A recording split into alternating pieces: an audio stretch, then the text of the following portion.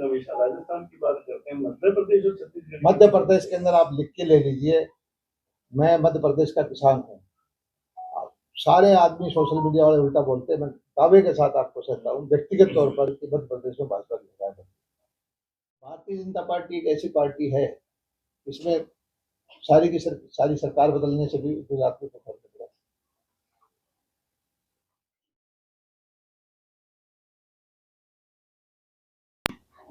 9 साल पूरे हुए हैं और बड़े ही कामयाब 9 साल हुए, जिसमें राजनीति में एक व्यवस्था परिवर्तन का काम हुआ है। लोकतंत्र के अंदर हर आदमी को सरकार की नीतियों का सीधा लाभ मिले, किसी की सिफारिश की जरूरत ना हो, गरीब अमीर सब जो है नीतियों का लाभ उठा सके, ऐसी कोशिश हमारे मुख्यमंत्री मनोहर लाल जी ने की है। और खास करके जो परिवार पहचान पत्र के माध्यम से गरीब परिवारों की छटनी करके उनके जीवन स्तर को उठाने का जो काम किया है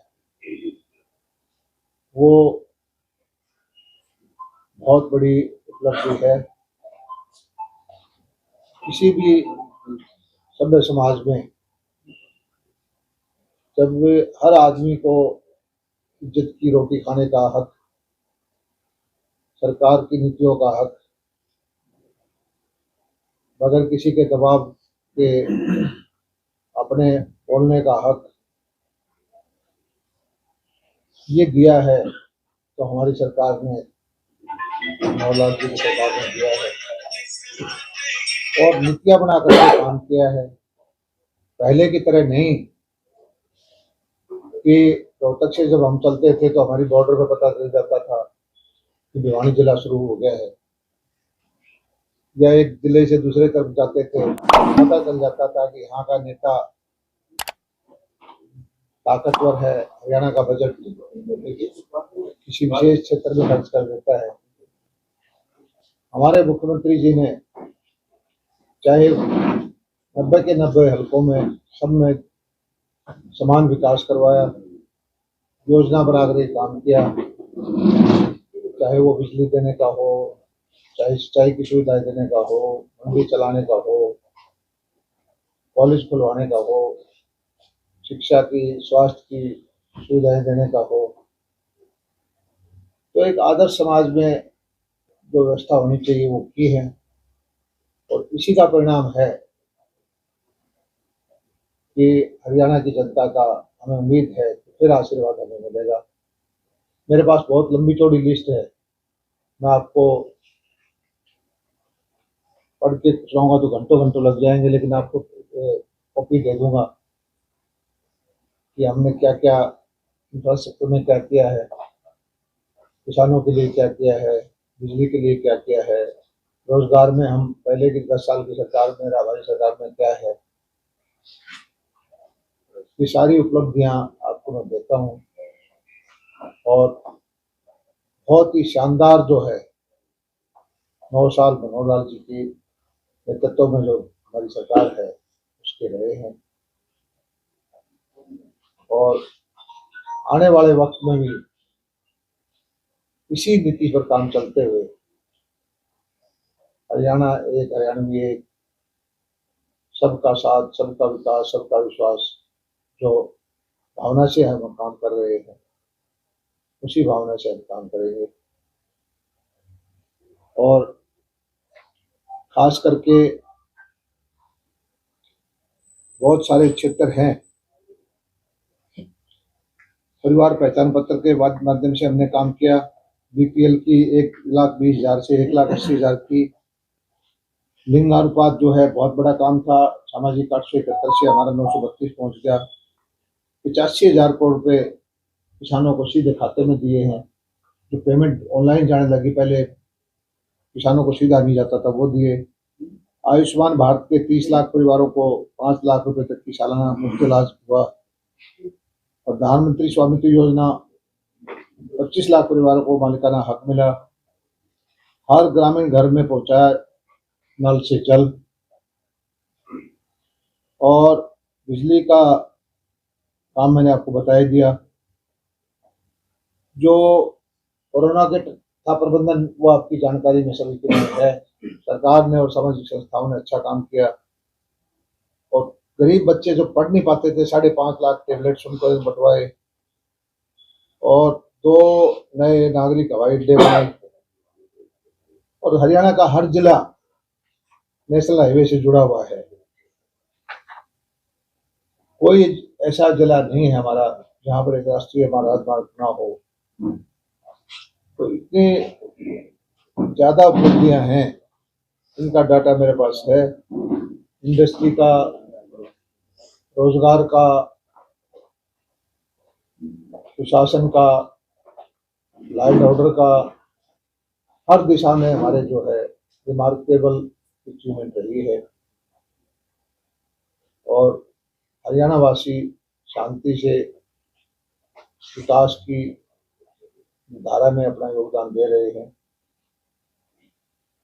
और एक ऐसी सरकार आई है जिसको हर हरियाणवी समझता है कि ये किसी एक जिले की सरकार नहीं है, ये किसी एक वर्ग की सरकार नहीं है, ये किसी एक जाति की सरकार नहीं है, हर हरियाणवी की सरकार है। धन्यवाद। खासकर दक्षिण हरियाणा में क्या उपलब्धि रही है? ये आपकी जानकारी में है कि हमारा जो दक्षिण हरियाणा की टेल्ट पर, जिसमें मेरा क्षेत्र भी आता है, तो महेंद्रगढ़ है, नारनौल है, रेवाड़ी है, खासकर इनमें 25-30 साल से नहरों में पानी नहीं आता था। मुख्यमंत्री जी ने नहरों का बजट बढ़ाया। दादूपुर हेड से लेकर के जितनी नहरें हैं उनकी रिमोडलिंग की, उनकी कैपेसिटी बढ़ाई। जो लिफ्ट पंप हाउसेज थे, चाहे वो नारनौल में है, रेवाड़ी में है, भिवानी में है, सभी की मशीनरी बदलवाई। करोड़ों रुपए लगे, सैकड़ों करोड़ रुपए लगाए। इसी तरह से शिवानी कनाल के, खासकर भिवानी जिले के अंदर तो 70% नहरें दोबारा बनी, क्योंकि इन नहरों की उम्र हो चुकी थी, 40 साल पुरानी, 45 साल पुरानी, चौधरी बंसीलाल जी के टाइम की बनी हुई थी। उनको पुनर्निर्माण करवाया। इसमें बड़ी मोटी राशि 400-500 करोड़ रुपए हरियाणा के अकेले भिवानी जिले में खर्च हो चुके हैं।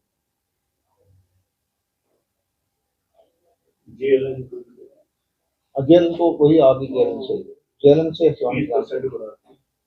नहीं, आगे का जेएलएन की जो कैपेसिटी है, उसी की बात यह है कि हमारे मुख्यमंत्री जी का पानी के ऊपर बहुत विशेष योगदान है। अभी पूरी जो WJC की है, उसकी कैपेसिटी को और बढ़ाने की योजना है। वहां पर जो हिमाचल के अंदर हम जो है 2 छोटे छोटे डैम में हिस्सेदारी कर रहे हैं, उससे हमारी जेएलएन के ऊपर जो है WJC कनाल की कैपेसिटी 20-25% बढ़ जाएगी। उसका काम हो गया है, और मुख्यमंत्री जी ने अभी ये कहा है कि जहाँ जहाँ जल भराव का क्षेत्र है, कहीं अगर हम स्टोरेज कर सकते हैं पानी का, तो स्टोरेज के लिए जमीन एक्वायर करके 200, 400, 500 एकड़ की लेक हो। हमारे यहाँ प्राकृतिक लेक कोई नहीं है, तो रिचार्जिंग साथ साथ भूजल होता गया। अत्यधिक दोहन की वजह से हमारा दक्षिण हरियाणा में संकट आया हुआ है। उसके लिए भी पौंड अथॉरिटी बनाई, तालाबों का नवीनीकरण किया, और मिकाडा और माइक्रो इरिगेशन का डिपार्टमेंट को मर्ज करके एक नया डिपार्टमेंट बनाया। किसान को सुविधा दी, किसान अपने खेत के अंदर तालाब आधा एकड़, 1 बीघा, आधा बीघा, जैसी उसको जरूरत है वो बनाए। 90% तक उसका पैसा सरकार देती है, और हजारों तालाब रेतीले इलाके में बन चुके हैं। और उसकी पहले फसल एक सिंचाई की वजह से, 2 सिंचाई की वजह से खराब हो जाती थी। अब किसान को रिजर्व में पानी खेत में रहता है कि जब मुझे ऐसी आपातकाल आएगा तो उस पानी को यूज में कर दूंगा। 85% सब्सिडी माइक्रो इरिगेशन पे देते हैं, पोली हाउस पे 50%, नेट हाउस पे। और भिवानी जिले के बात करूं मैं, किसान से संबंधित इतनी योजनाएं आई है। बागवानी विश्वविद्यालय करनाल है, उसका सेंटर भिवानी में बाजरे का चर्चा पूरी दुनिया में है आजकल। Millets international year of millets है ये। बाजरे का भाव आप देखेंगे 2014 से पहले 1000-1100 रुपये, 800, 900, 1000, 1200 रुपये ऐसे फ्लक्चुएट करता था। बाजरे की एमएसपी 2500 रुपये तक पहुंच गई। 3 साल से हम भावांतर भरपाई से पैसा दे रहे हैं बाजरे का। बाजरे का उत्तर भारत का सबसे बड़ा सेंटर भी भिवानी जिले में बनने जा रहा है, कोकलपुरा गांव के अंदर, मोटे अनाज का। और जो इजराइल की विधि का बिगनाऊ के अंदर सेंटर बन रहा है, इस सेंटर अकेले से ही अभी अगले महीने 6 लाख पौध तैयार की है, जो किसानों को सब्सिडी पे देंगे। 1 रुपए की चीज 25 पैसे में देंगे, जिससे किसान बागवानी की तरफ आकर्षित हो। और भिवानी जिले में मेरा टारगेट है कि जो अरब कंट्रीज के अंदर खजूर की खेती होती है, वो खजूर के पौधे किसानों को दें, उसकी खेती हम करवाएं। मंगियाना है सरसा में, हमने 10-12 तरह के खजूर के पौधे लगवाए, 4-5 साल से टेस्टिंग की है। 2 नस्ल कामयाब हो गई हैं, उनमें बहुत अच्छा फल आया है। उनकी हम टिश्यू कल्चर से पौधे तैयार कर करके, पानी नहीं चाहिए इसमें, जमीन खारे पानी में भी होगा, पानी नहीं चाहिए। ये इसी जमीन के लिए उपयुक्त है। इसमें 70-80 साल 100 साल तक फल देता है। 2-2.5 लाख रुपए की आमदनी होती है। लेकिन दिक्कत यह है कि एक पौधे की कॉस्ट तैयार करने की 4-5 हजार रुपये आती है। तो हम टिश्यू कल्चर से यहीं पर कोई सेंटर बनाएंगे, तो पौधे तैयार करा के किसानों को सस्ते रेट में पौधे दिलवाएंगे। हम मिलेट को बढ़ावा देने के लिए इस बार ये कहा था कि हरियाणा के स्कूलों में मिड डे मील में इसको शामिल करवाए जाने की अपील की गई आपके विभाग की तरफ से। नहीं, हमने मिलेट्स को बढ़ावा देने के लिए इस बार 4 लाख मीट्रिक टन से ज्यादा बाजरा खरीद चुके हैं। बाजरे की खरीद अभी भी जारी है। और बाजरे को हम जो आम आदमी को अन्न देते हैं, गरीब आदमियों को, उसमें भी बाजरे को डाला है। और खुशी की बात यह है कि केंद्र सरकार भी ऐसी योजना पर विचार कर रही है कि सेना के अंदर भी बाजरे का उपयोग हो। और बाजरे को पहले गरीब आदमी का भोजन मानते थे, लेकिन मोदी जी ने जब G20 के अंदर अमेरिका, यूरोप, जर्मनी, जापान के जो हेड ऑफ द स्टेट आए और उनको बाजरे के व्यंजन खिलाए, तो अब ये ऊपर की क्लास का भोजन हो चुका है। जितना प्रचार प्रसार मोदी जी ने बाजरे का किया है, मुझे पक्का भरोसा है कि आने वाले वक्त में बाजरा 5000 रुपये क्विंटल तक जाएगा, क्योंकि हर साल बाजरा आप देखेंगे कि 400, 300, 400 रुपये बढ़ता जा रहा है। धान जो है दूसरे राज्यों से स्टेट से यूपी की बात करें, बंगाल में जो है लगातार होता है। बहुत सालों से धान में घोष परचेज होती थी, हमने उसके लिए रोकने की पूरी कोशिश की। कैमरे लगवाए मंडियों के अंदर, सारे हरियाणा के खेत थे, उनकी मैपिंग करवाई। कि पहला साल है कि 100% खेत कम, हमें पता है 3-3, 4-4 से किसने की बिजाई कर रखी है।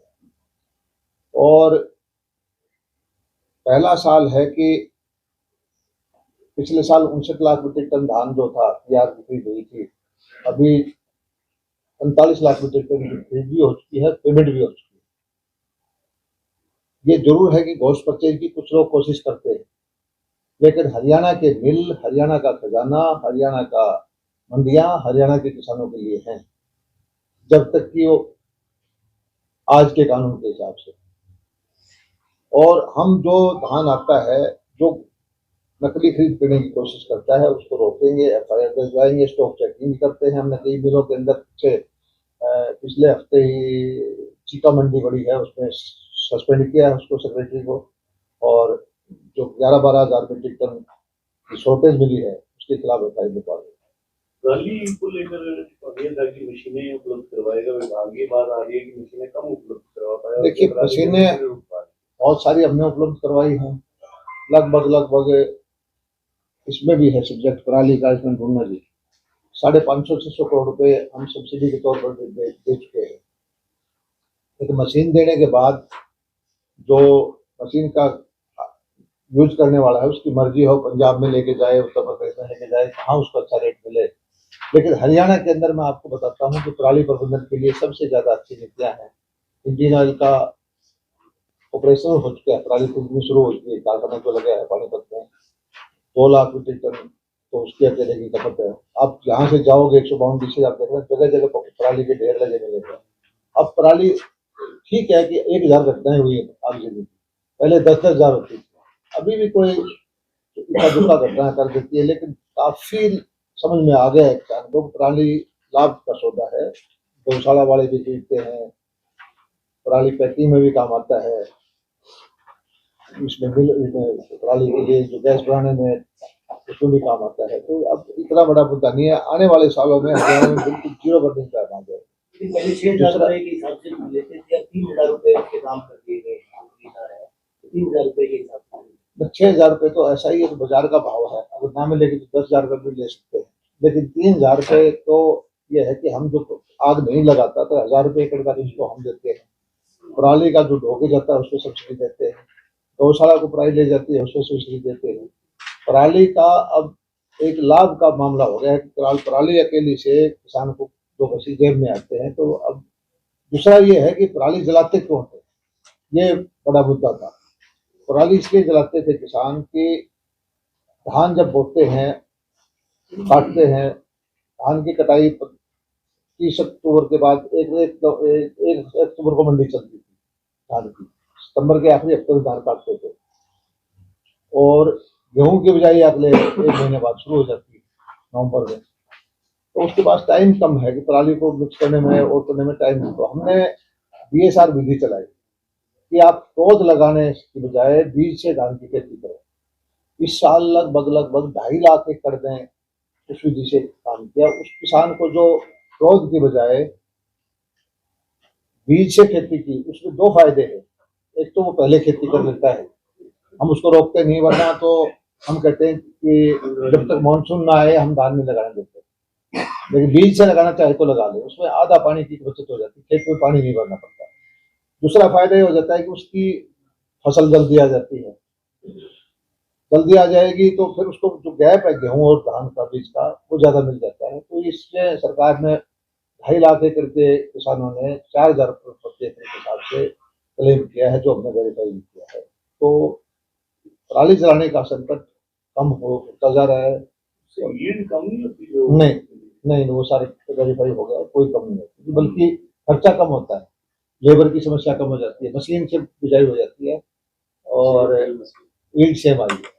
अब ईल्ड सेम आई है तभी तो 2.5 लाख एकड़ में लगा। और इस बार जो धान की ईल्ड है और सालों से ज्यादा अच्छा धान पैदा हुआ है। और सबसे ज्यादा खुशी की बात मुझे यह है कृषि मंत्री के तौर पर, ऑल टाइम हाई भाव है धान का, तो 1021 का 4500 से ऊपर है, और जो 1509 का 3700, 3600, 3500 है, और इसका PR का सरकारी 2200 है। अध्यक्ष बदलने से कोई असर पड़ेगा पार्टी संगठन पर?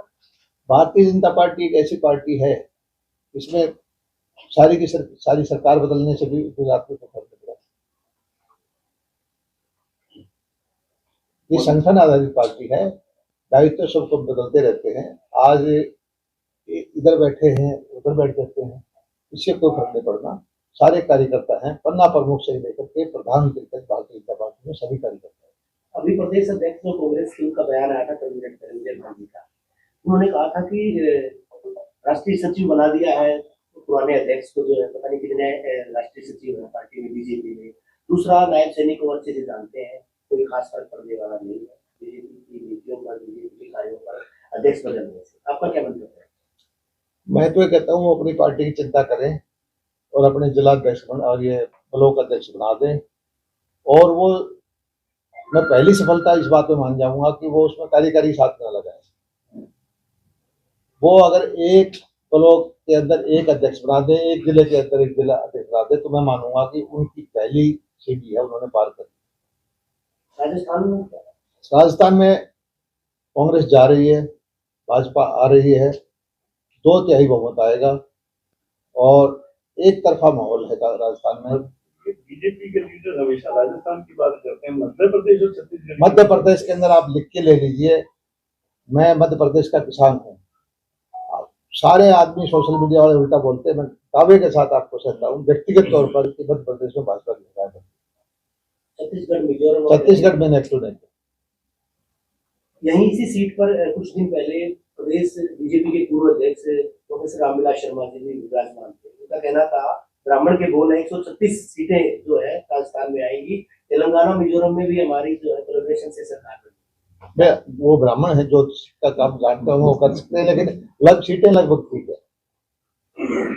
एक तरफ अंतर्राष्ट्रीय मुद्दों पर बोलते रहते हैं, फिलिस्तीन और इजराइल के बीच में जो संघर्ष विराम को लेकर के अंतर्राष्ट्रीय स्तर पे जो बातचीत में जिसमें पोल करना था, भारत ने कोई वोट नहीं डाला है, न्यूट्रल रहा है, उसको लेकर के आप क्या कहना चाहते हैं? कहीं ना कहीं एक स्टैंड तो लेना भारत क्यों स्टैंड है? भारत अपने भारत का हित देखते हैं। भारत ने जब यहाँ की लड़ाई हुई यूक्रेन की रूस की, दो देशों की लड़ाई बंद करके भारत के बच्चे बाहर आए। यहाँ से तेल लेने का भारत के हित की बात आई, तेल लेने की। अमेरिका ने कहा, यूरोप के देशों ने कहा कि आप रूस से तेल ना लें। उन्होंने तब कहा कि भारत का हित देखना हमारा काम है।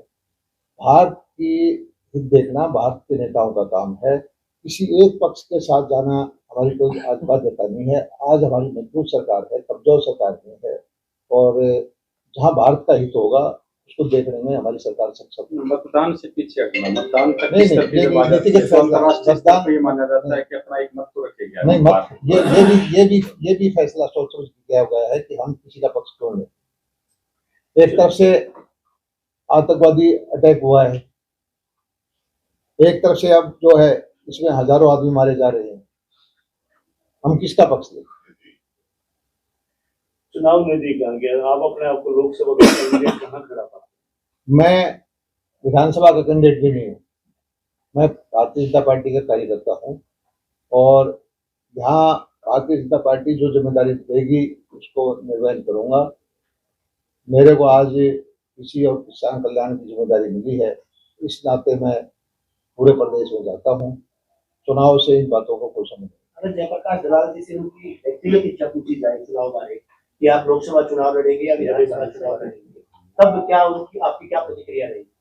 मेरी व्यक्तिगत इच्छा ये है कि हरियाणा का किसान इतना सक्षम और समृद्ध हो, वो उसके बच्चे भी उस सपने देख सकते हैं, वो भी बड़ी बड़ी आकांक्षाएं आशाएं रख सकते हैं, और मैं उनको पूरे करने के लिए पूरी जी जान से जुटा हुआ हूँ। दोबारा विधानसभा व्यक्तिगत निजी हित के लिए, निजी जीवन के लिए भगवान ने मुझे बहुत कुछ दिया है, जो दिया है मैं उसके लायक नहीं। ऐसे ज्यादा विधि 4 साल में बहुत सीखते